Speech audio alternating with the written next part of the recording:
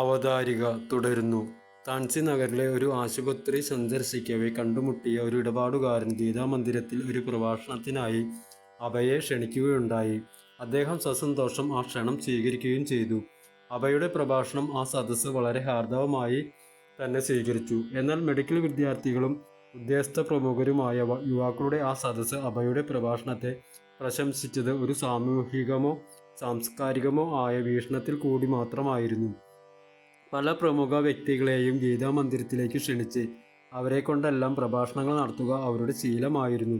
അതിനാൽ അതുപോലെ ഒരു പ്രഭാഷകൻ മാത്രമായ അഭയ് താൻസിയിൽ സ്ഥിരമായ ഒരു സെന്റർ തുടങ്ങാനായി താല്പര്യപ്പെടുന്നതിലൊന്നും അവർ അനുഭാവം കാണിച്ചില്ല.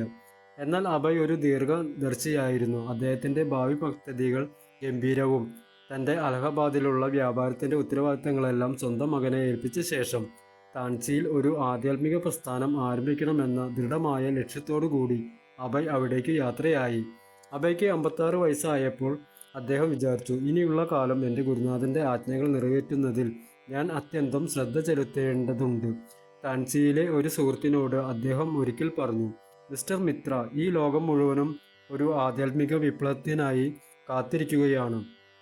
തൻ്റെ ഗുരു സ്ഥാപിച്ച ഗൗഡിയ മഠം ശിഷ്യന്മാരുടെ ഇടയിലുള്ള വഴക്കുകൾ വഴിയും വിഭാഗീയതകൾ വഴിയും പ്രവർത്തനക്ഷമത നഷ്ടപ്പെട്ടതായി ഭവിച്ചതിനാൽ വൈഷ്ണവ ഭക്തന്മാരുടെ ഒരു അന്താരാഷ്ട്ര സമൂഹം സ്ഥാപിച്ചെടുക്കുന്നതിലേക്കായി അഭയുടെ ശ്രമം.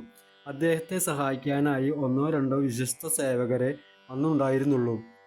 എന്നാൽ ആ നിലയിലിരുന്നു കൊണ്ട് അദ്ദേഹം താൻസിയിലെ ഒരു പഴയ ക്ഷേത്രം സ്വന്തമായി ഏറ്റെടുക്കുകയും ഉടൻ തന്നെ തൻ്റെ ഗുരുവിൻ്റെ ആഗ്രഹപ്രകാരം ലോകത്തിൻ്റെ ആധ്യാത്മിക ഐക്യരാഷ്ട്രസഭ പടുത്തുയർത്താനായുള്ള സജീവ ശ്രമങ്ങൾ തുടങ്ങുകയും ചെയ്തു. അദ്ദേഹത്തിൻ്റെ അതിവിശാലമായ വീക്ഷണം സാധൂകരിക്കുന്ന വിധത്തിൽ ഒരു ആഗോള ആത്മീയ സംഘടനയ്ക്കു തന്നെ രൂപരേഖ തയ്യാറാക്കുകയും ഭക്തജനസഭ എന്ന പേരിൽ സംഘടന രജിസ്റ്റർ ചെയ്യുകയും ചെയ്തു. ഇങ്ങനെ താൻസിയിൽ കൃഷ്ണബോധ പ്രവർത്തനങ്ങളിൽ മുഴുകിയിരിക്കവേ ഒരു ദിവസം അഭയ്ക്ക് ഒരു ടെലഗ്രാം സന്ദേശം ലഭിച്ചു. അലഹബാദിലെ തൻ്റെ ബിസിനസ് ആസ്ഥാനം കൊള്ളയടിക്കപ്പെട്ടിരിക്കുന്നു. അദ്ദേഹത്തിൻ്റെ സഹായികളായി ജോലി നോക്കിയിരുന്നവർ അവിടെയുണ്ടായിരുന്ന പണവും മരുന്നും വിലപിടിപ്പുള്ള എല്ലാ വസ്തുക്കളും മോഷ്ടിച്ചു കൊണ്ടുപോയത്രേ. ഈ കമ്പി സന്ദേശം വായിക്കവേ അദ്ദേഹം ഒന്നും മിണ്ടിയില്ല. എന്നാൽ പിന്നീട് അദ്ദേഹം പൊട്ടിച്ചിരിച്ചുകൊണ്ട് ഭാഗവതത്തിലെ ഒരു ശ്ലോകം ഉറക്കെ പറയുകയുണ്ടായി. ആത്മാർത്ഥരായ ഭക്തരുടെ ഭൗതിക ഐശ്വര്യങ്ങളെ ഇല്ലായ്മ ചെയ്ത് ഭഗവാൻ കൃഷ്ണൻ അവരോട് പ്രത്യേക കാരുണ്യം ചൊരിയുന്നു. അഭയ്ക്കു താൻസിയിലുണ്ടായിരുന്ന ഒരു സുഹൃത്ത് ഇതറിഞ്ഞപ്പോൾ അദ്ദേഹത്തെ തിരികെ അലഹബാദിലേക്ക് പോകാനായി അപേക്ഷിച്ചു. എന്നാൽ അഭയുടെ മറുപടി ഇങ്ങനെയായിരുന്നു, ഇല്ല, ഇതെൻ്റെ നന്മയ്ക്ക് വേണ്ടിയാണ് സംഭവിച്ചിരിക്കുന്നത്. ആദ്യം എനിക്ക് ദുഃഖമുണ്ടായി, എങ്കിലും ഇപ്പോൾ മനസ്സിലാകുന്നു അത് ഒരു വലിയ ഭൗതിക ബന്ധനത്തിൻ്റെ അന്ത്യമാണെന്ന്.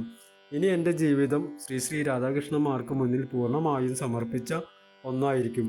പിന്നീട് കൽക്കത്തയിലെ തൻ്റെ കുടുംബത്തെ സന്ദർശിക്കുന്ന വേളയിൽ അഭയ് തൻ്റെ കുടുംബപരമായ ഉത്തരവാദിത്തങ്ങളുടെ അവസാന കണ്ണിയും പൊട്ടിച്ചെറിയുവാനിടയായി. അപ്പോഴും അദ്ദേഹം ചെറിയ തോതിൽ ഒരു ബിസിനസ് നടത്തിയിരുന്നു. താൻസിയിലെ തൻ്റെ പ്രസ്ഥാനത്തിൻ്റെ പ്രവർത്തനങ്ങൾക്കുള്ള ഫണ്ട് സ്വരൂപിക്കലായിരുന്നു ഈ വ്യാപാരത്തിൻ്റെ ഉദ്ദേശം. ഇക്കാരണത്താലാണ് കൽക്കത്ത സന്ദർശിച്ചതെങ്കിലും തന്മൂലം അഭയ് വീണ്ടും കുടുംബകാര്യങ്ങളിലേക്ക് വലിച്ചിഴക്കപ്പെടുകയായിരുന്നു. തൻ്റെ കുട്ടികളിൽ ചിലർ അപ്പോഴും അവിവാഹിതരായിരുന്നു.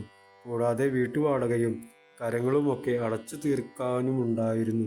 കൽക്കത്തയിലെ മെഡിക്കൽ സ്റ്റോർ വിപുലപ്പെടുത്തിയാൽ പോലും അതിൽ നിന്നുള്ള വരുമാനം മുഴുവൻ തൻ്റെ കുടുംബാവശ്യങ്ങൾക്കായി ചെലവഴിഞ്ഞു പോകും. ഇനി അങ്ങനെ കുടുംബത്തിൻ്റെ ഇച്ഛാപ്രകാരം അഭയ് അവരുടെ കൂടെ തന്നെ കൽക്കത്തയിൽ താമസിച്ചാലും ആ പഴയ പ്രശ്നം അതുപോലെ തന്നെ നിലനിൽക്കും.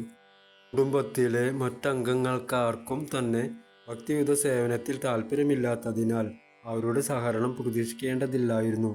തൻ്റെ കുടുംബാംഗങ്ങളോടൊത്ത് കഴിഞ്ഞിട്ടും അവർ ഭക്തിമാർഗം സ്വീകരിക്കുവാൻ തയ്യാറല്ലെങ്കിൽ പിന്നെ എന്താണ് പ്രയോജനമെന്ന് അദ്ദേഹം ചിന്തിച്ചു.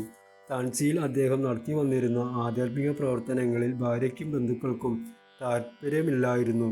മാത്രവുമല്ല, അഭയ് അതെല്ലാം ഉപേക്ഷിച്ച് സ്വഗൃഹത്തിൽ തന്നെ താമസിച്ച് കുടുംബകാര്യങ്ങളിലും ബിസിനസ് കാര്യങ്ങളിലും കൂടുതൽ ശ്രദ്ധിക്കണമെന്നതായിരുന്നു അവരുടെ ആവശ്യം.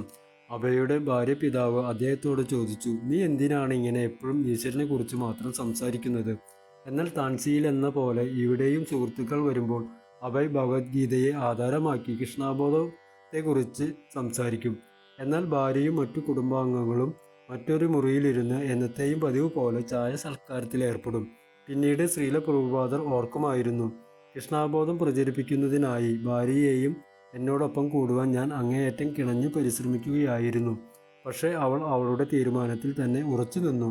അവസാനം 30 വർഷങ്ങൾക്കു ശേഷം എനിക്കത് മനസ്സിലായി. എൻ്റെ മാർഗത്തിൽ സഹായിക്കാൻ അവൾക്കു സാധിക്കില്ല. തുടരും. ഹരേ കൃഷ്ണ. ശ്രീരാധേ.